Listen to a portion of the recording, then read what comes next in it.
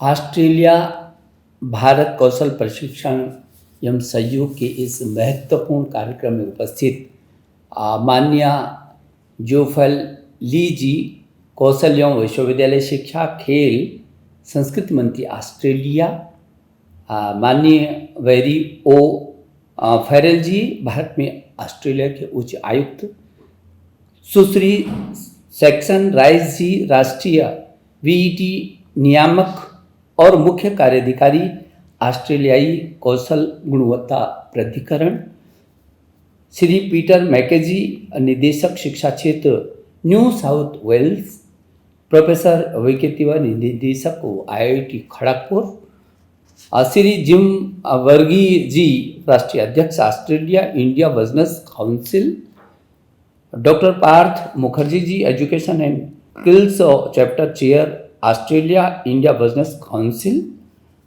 Shri Vinod Mirchandani ji, निदेशक Australia India Business Council Bharat, और सभी व्यापार और उद्योग जगत के नेतृत्वकर्तागण और ऑनलाइन के माध्यम से हमारे साथ जुड़े सभी शैक्षणिक संस्थान, छात्र, उनके अभिभावकगण और तमाम उन अतिथियों का मैं इस बहुत ही महत्वपूर्ण कार्यक्रम में अभिनंदन कर रहा हूँ।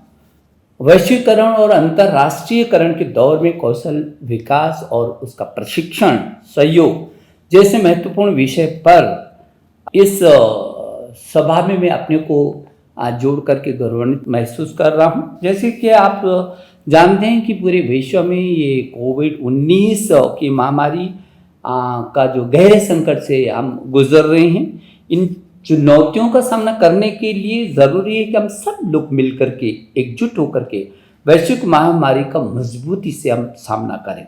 अगर मैं संक्षेप में कहूँ तो कोऑपरेशन, कोलैबोरेशन, कंसल्टेशन और कम्युनिकेशन के मंत्र को हमें अपनाकर इस चुनौती पर हर हालत में विजय प्राप्त करनी पड़ेगी।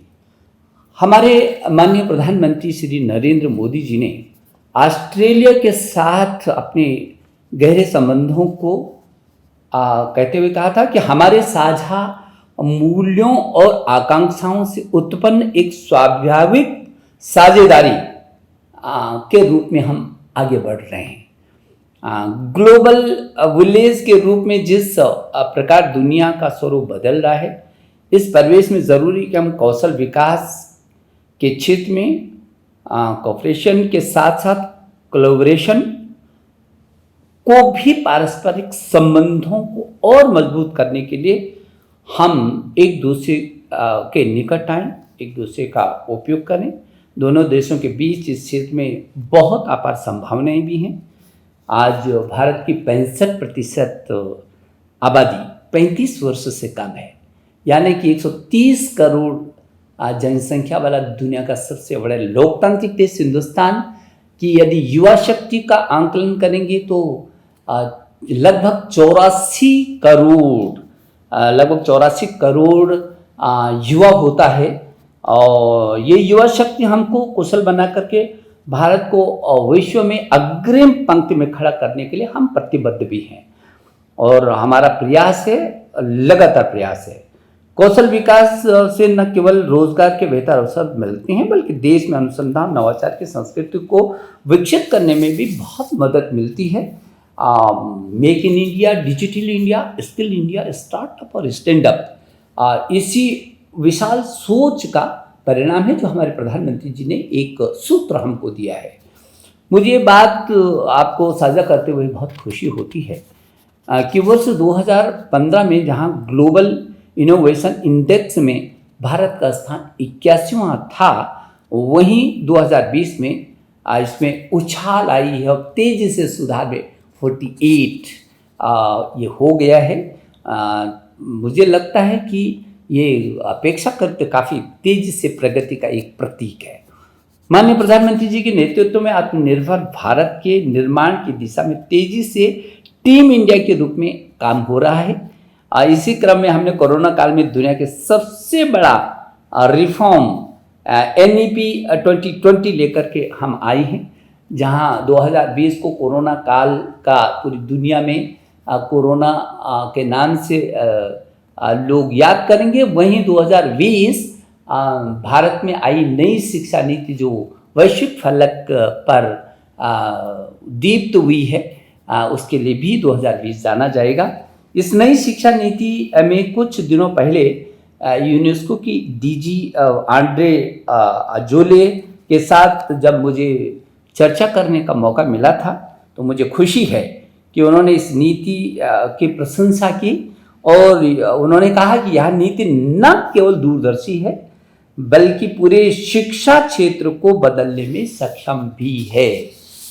कौशल विकास को बढ़ावा देती है हमारी शिक्षा नीति।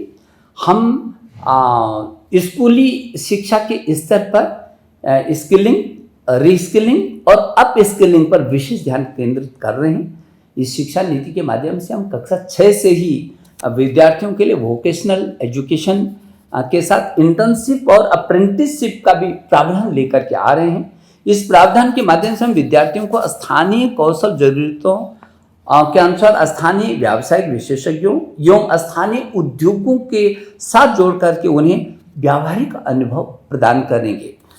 मेरा मानना है कि स्किल डेवलपमेंट से कैपेसिटी बिल्डिंग और कैपेसिटी बिल्डिंग से नेशन बिल्डिंग की दिशा में हम तेजी से विकास कर सकते हैं और साथ ही छात्रों को व्यावहारिक अनुभव भी प्रदान कर सकते हैं। हमने माध्यमिक स्कूलों को आईआईटी, पॉलिटेक्निक और स्थानीय उद्योगों के साथ जोड़ने की कोशिश की है।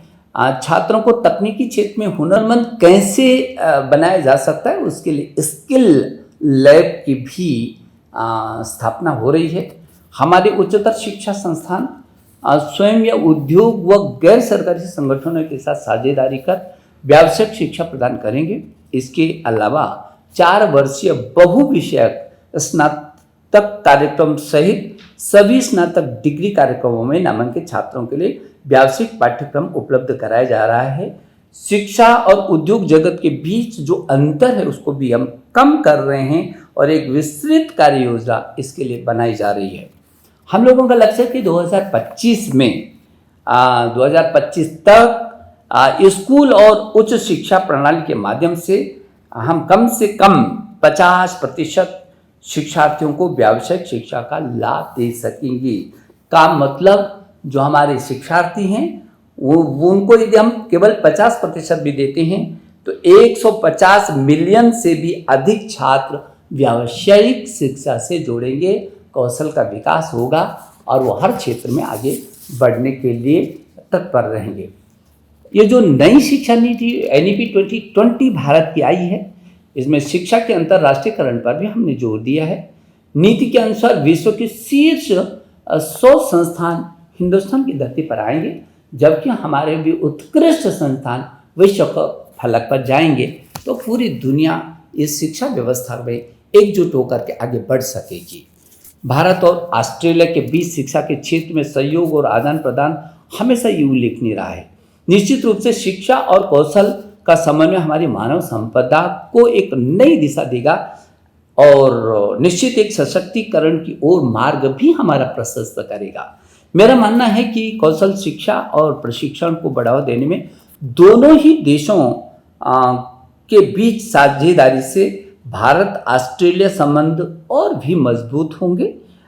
इसी क्रम में एक संयुक्त टास्क फोर्स की संभावना तलाशी जा सकती है, जो कौशल विकास के लिए एक संयुक्त रोड मैप भारत और ऑस्ट्रेलिया संयुक्त रूप से एक रोड मैप तैयार कर सकते हैं और दोनों देशों का उसका लाभ मिल सकता है। मुझे यकीन है कि आज के इस वैचारिक विमर्श और बौद्धिक मंथन के पश्चात उभरने वाले विचार निश्चित रूप से एक सकारात्मक पहल के रूप में हमारा मार्गदर्शन करेंगे। मैं अंत में भारत और ऑस्ट्रेलिया के बीच इस संवाद प्रक्रिया को सहज बनाने के लिए ऑस्ट्रेलिया इंडिया बिजनेस काउंसिल को बहुत बहुत बधाई देता हूँ, धन्यवाद देना चाहता हूँ। मैं आशा करता हूँ कि आप इसी तरह दोनों देशों के संबंधों को और मजबूत करने में अपनी गहरी और प्रमुख भूमिका निभाते रहेंगे। बहुत बहुत धन्यवाद। नमस्कार।